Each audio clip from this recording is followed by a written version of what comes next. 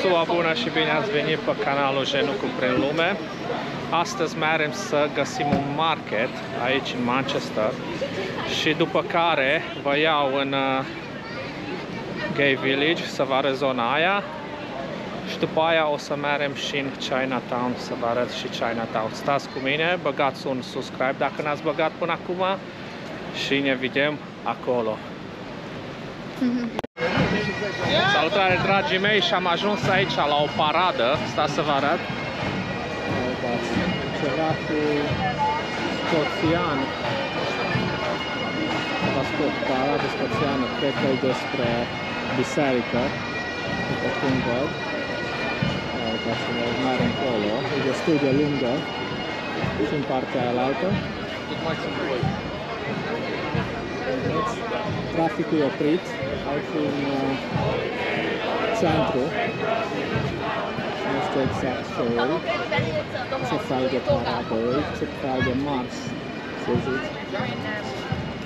Să vedem. Vedeți acolo crucea aia de acolo.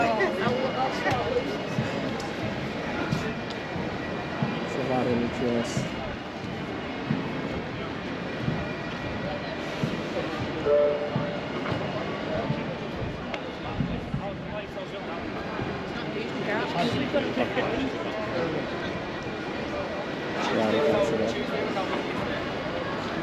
Cred că e steagul Italiei pe ei. Și ajungem aici, vreau să vă arăt o pictură foarte faină cu Oasis, dacă știți formația din Manchester. Foarte faimoasă mondial. Ia uitați-vă aici. Asta e Northern Quarter. Partea de nord a Manchesterului. Aia și ăștia doi. Asta e pictura. Uitați aici. Da, ei au concert săptămâna viitoare în Manchester. Suntem aici în Northern Quarter. Terasele sunt cam goale azi, e sâmbătă. Ia vedeți cum arată pe aici. Dacă vreți să veniți la o bere sau la o băută sau mâncare, aici puteți să veniți. Avem aici în fața noastră Came and Grain. Deci locul ăsta e parte din centrul Manchesterului. Deci dacă veniți aici, e aproape de centru, aproape de Piccadilly, cred că la 15 minute ești, încă mai puțin. Deci da, dacă vreți să veniți să vedeți, e o arhitectură foarte interesantă, o groază de graffiti.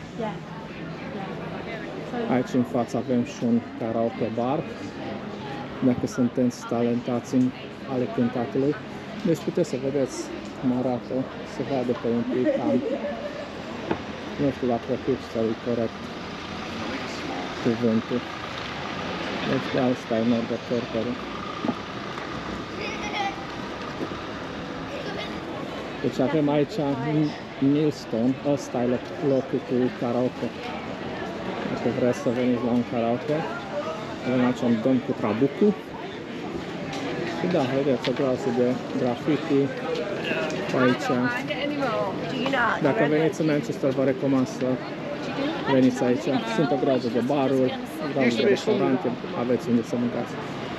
Aici este o parcare, dacă vreți să veniți cu mașina, puteți să parcați aici, cred că de fapt undeva la 7 lire toată ziua, ceva de genul.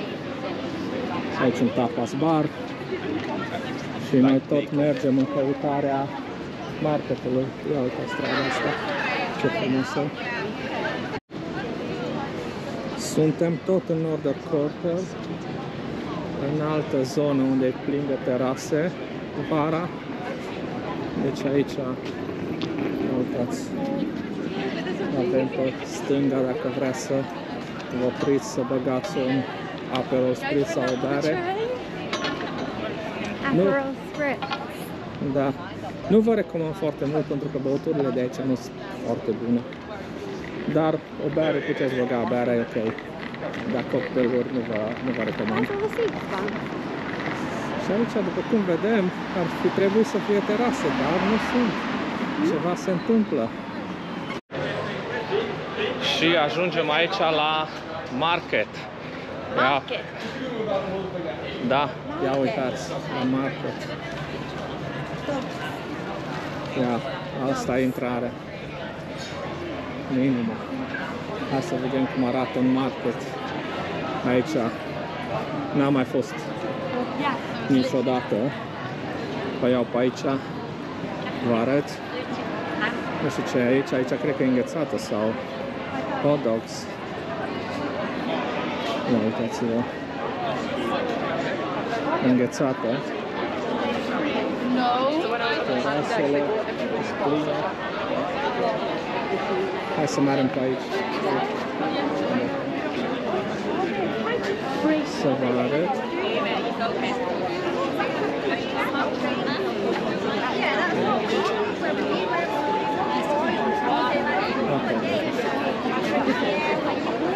Deci ăsta e marketul. Aici aveți terasă. Nu știu dacă e fiecare zi, dar astăzi o e aici. Ia uitați. Trebuie să vă luați căciuli. Aici sunt postere, inele, tot ce vreți. Prăjituri, uite acolo. Breloguri. Tot ce vrei.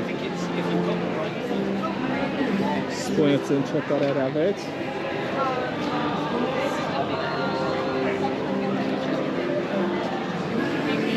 Ne uităm după ceva inele.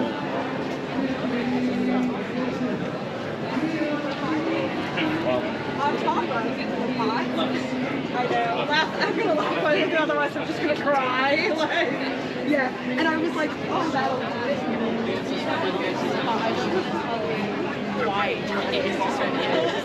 Hai să vedem aici inelele astea. Ia uitați-vă aici tot ce vreți. Dacă sunteți interesați, nu știu cât costă, ba da, 45. Hai că mai mergem pe aici să vă mai arăt ce mai sunt. Ia uitați-vă aici Oasis, cards. Tot ce vreți. Poate să mă uit pentru o brățală, dar nu prea aveau inele de bărbați acolo, așa că n-am. Ia să vedem aici.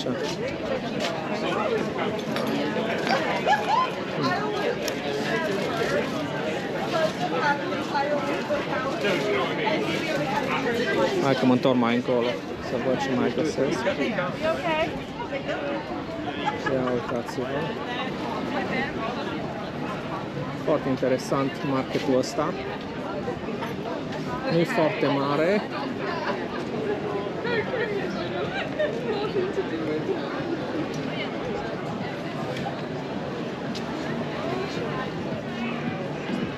Deci cam asta e tot, vedeți?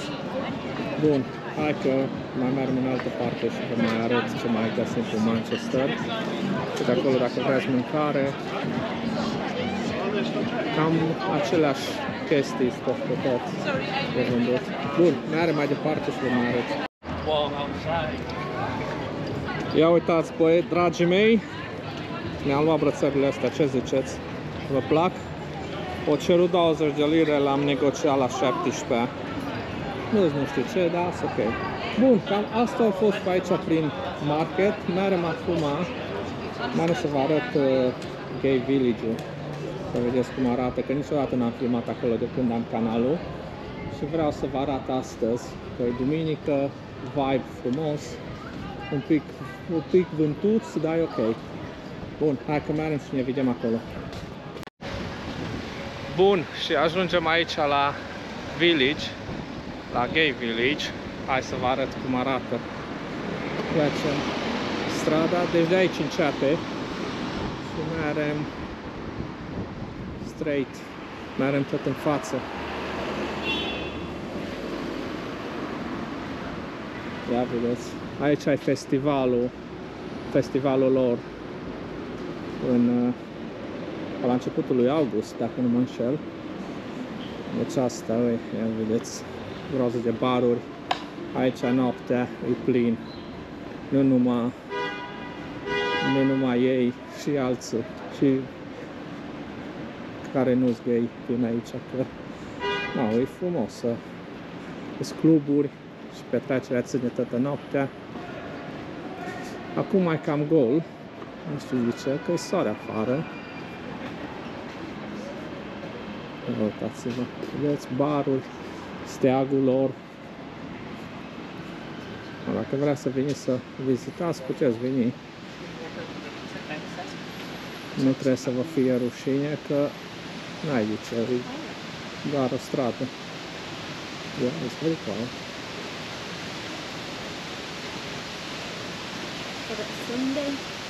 Ce ziceți? Spuneți-mi în comentariu dacă ați vrea să veniți aici să vedeți.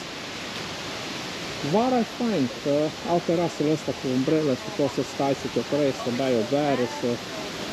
Cred că au și mâncare. Uite, aici au bingo, poți să câștigi 100 de lire dacă vrei. Ăsta pe colț, uite acolo în fața mea, e un cocktail bar, deci dacă vreți să băgați un cocktail, vă recomand, e foarte bun, fac foarte bune cocktailuri. Asta e terasa lor.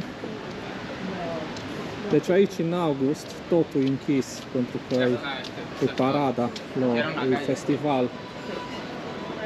Vedeți? Asta e terasa de la Maya, care e un cocktail bar. Au și restaurant jos, dacă vreți să băgați ceva, cred că e japonez. Nu știu sigur. Dacă veniți anul ăsta la paradă, dați-mi un coment să știu. Uite, un pic cam călduț, să zic așa. Soarele a ieșit. Ia vedeți, aici am stat odată cu Holly la o bere.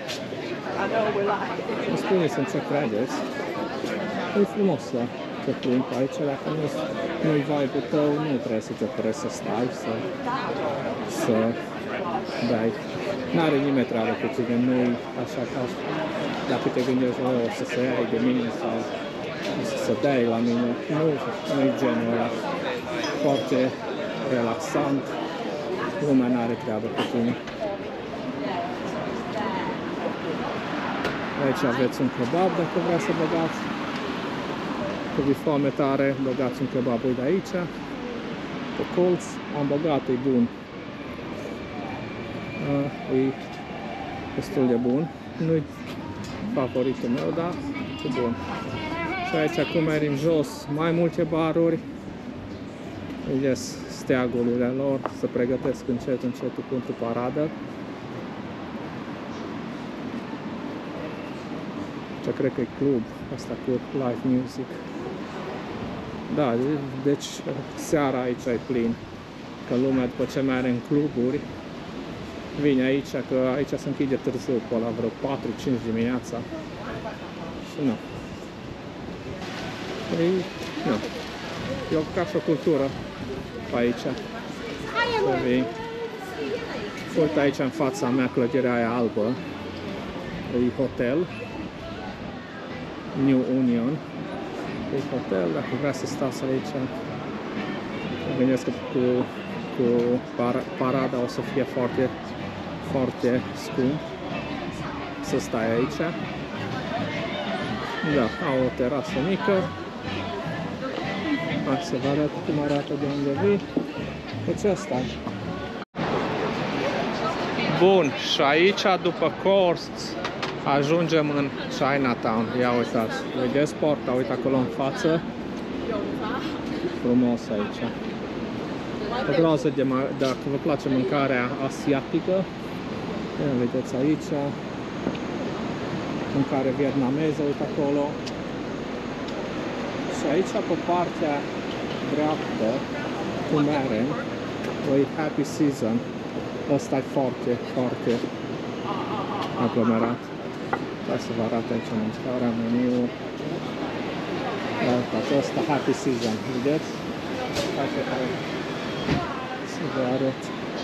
Deci ăsta e. Băgați aici, încercați să băgați. Asta e porta. După cum vedeți, ne aflăm aici în Chinatown. Ia uite, ăla vrea să întoarcă în mijlocul intersecției bivolu. Dar îl lasă băieții. Ia uitați-vă aici, că vrea să veniți. Asta e mâncarea, astea sunt prețurile. Dacă vă place mâncarea asta, se merită. Asta e, vedeți? Porta cu Chinatown. Aici este un mic parc. Dacă vreați să luați ceva, băgați în parcul ăsta. Cred că e parcare, nu parc. Da, e parcare. Sunt bănci aici, puteți să băgați. Nu-i foarte mare, un pic aici numai mijloc. Da, uite, aici mai sunt magazine. Dacă vreți să vă opriți la un supermarket să vă luați ceva mâncare să gătiți voi, puteți băga aici mâncare chinezească, găsiți sosuri, tot ce vreți. Asta să vă mai arăt, uite aici încă un magazin, tot felul de chestii. Aici o casă de pariuri. Și mergem tot în față, că este un supermarket uite acolo. Hai să ne băgăm să vedem ce găsim. Asta e chiar aici în centru, aproape de primărie. Deci, când veniți pe Princess Street, faceți stânga dacă veniți de la primărie. Dacă veniți de la Oxford Road, stația de tren, băgați dreapta și ajungeți. Da, în centru nu e foarte departe. Ia uitați, aici mai multe. Acolo cred că ai karaoke, dacă vreau să bagi, să cânți. Acolo le place karaoke. Și ăsta, mergem aici, nu vedeți? Ăsta. Hai, că mai nu vedem. Am luat sucul ăsta. Ia vedeți, orange. Hai să vedem cum arată. Hai să vedem cum...